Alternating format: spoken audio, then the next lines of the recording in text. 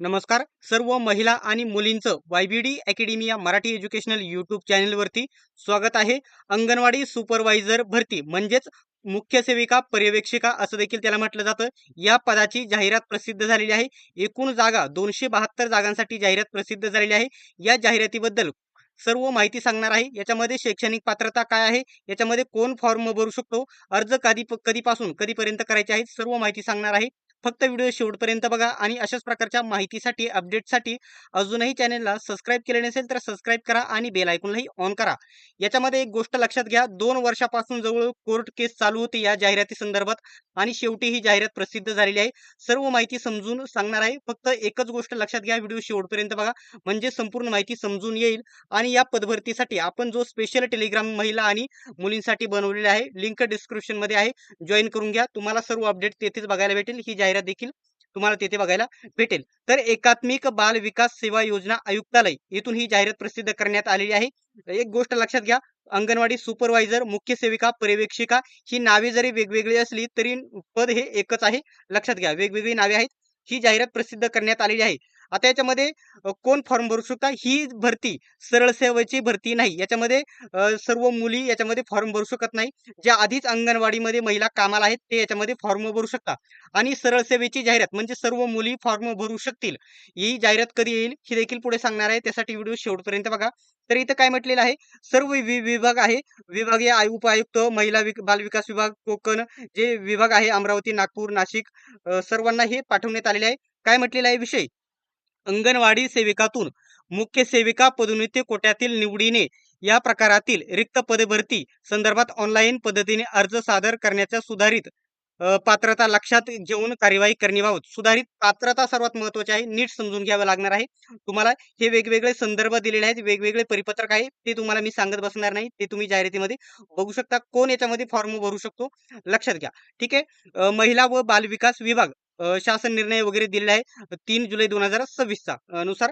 तर उपरोक्त विषयास अनुसरून कळविण्यात येते की एकात्मिक बाल विकास सेवा योजना मुख्य सेविका बघू शकता, सेविका ते मुख्य सेविका पदोन्नती कोट्यातील निवडीने या प्रकारातील किती पदे, 272 जागा व सदर परीक्षेचा निकाल लागेपर्यंत पदांची भरती प्रक्रिया संदर्भात ऑनलाईन. आता इथं काय दिलं हा पॉईंट लक्षात घ्या, परीक्षेचा निकाल लागेपर्यंत रिक्त होणारी पदे याच्यामध्ये समाविष्ट केली जाणार आहे. त्याच्यामुळे 100% ही पदे वाढणार आहेत. हा पॉईंट तुम्ही इथे लक्षात घ्या. तसेच संदर्भ पत्र क्रमांक 7 अन्वये सूचना. तसेच महिला व बालविकास विभाग शासन अधिसूचना दिनांक कधी 4/6/2021 व दिनांक 8/5/2023 च्या अनुषंगाने दिलेल्या पात्रता निकषाच्या आधारे भरती प्रक्रियेसाठी सेविकांमार्फत ज्या अंगणवाडीच्या आधीच सेविका आहेत त्याच याच्यामध्ये फॉर्म भरू शकता. इतर महिला किंवा मुली याच्यामध्ये फॉर्म भरू शकत नाहीत. ठीक आहे.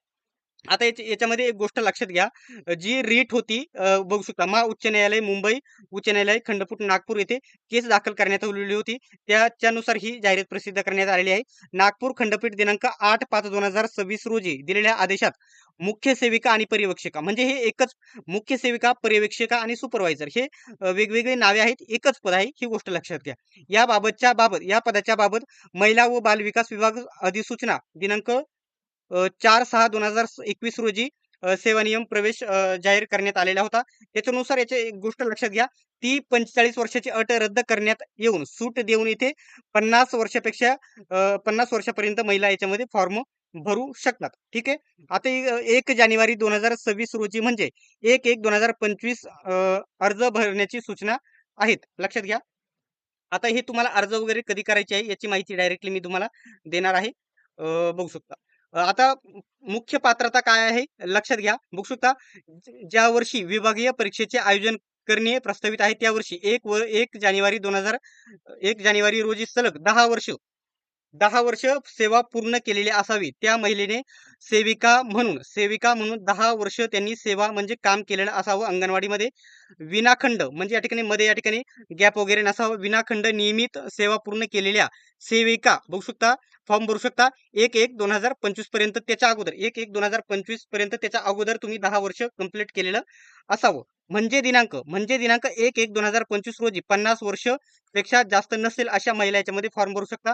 म्हणजेच 1/1/1975 नंतर जन्मलेल्या महिला याच्यामध्ये फॉर्म भरू शकता. आधी जन्मलेल्या त्याच्यामध्ये फॉर्म भरू शकत नाही.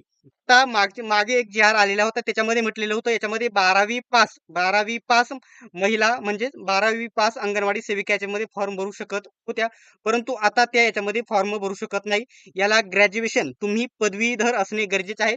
त्याच्यानंतर एक जी आर आलेला होता आणि त्याच्यामध्ये सांगितलं होतं तुम्ही पदवीधर असणे गरजेचं आहे. बघू शकता काय म्हटलेलं आहे, संविधानिक विद्यापीठाची कोणत्याही शाखेची पदवी धारण करत असलेल्या महिला याच्यामध्ये फॉर्म भरू शकतात. ठीक आहे. आता MSCIT कधी लागणार आहे तर जॉबला लागल्याच्या नंतर 2 वर्षाच्या आत तुम्हाला ही MSCIT सादर करावी लागणार आहे. मराठी भाषा असणे गरजेचं आहे. ठीक आहे. अशा प्रकारची ही जाहिरात आहे. आता ही परीक्षा कोण घेणार आहे तर TCS कंपनी ही परीक्षा घेणार आहे. फॉर्म कधीपासून भरायचे आहे तर बघू शकता सूचना दिनांक बघू शकता 8 तारखेपासून मी तुम्हाला या ठिकाणी फॉर्म कसा भरायचा याची देखील माहिती देणार आहे. ठीक आहे. या ठिकाणी तुम्हाला फॉर्म कधीपासून भरायचे आहे तर सॉरी इथं 8 म्हटलो, इथं 7 ऑगस्ट आज तारीख आहे 6 ऑगस्ट. आज 6 ऑगस्ट आहे. उद्या याचा ऑनलाईन फॉर्म कशा प्रकारे भरायचा याची माहिती मी डिटेल्समध्ये तुम्हाला देणार आहे. तिथे अभ्यासक्रम वगैरे सर्व दिला जाणार आहे. 7 पासून 21 पर्यंत तुम्ही फॉर्म भरू शकतात. ठीक आहे. अशाच प्रकारच्या सर्व अपडेटसाठी चॅनेलला सबस्क्राईब करणे गरजेचं आहे.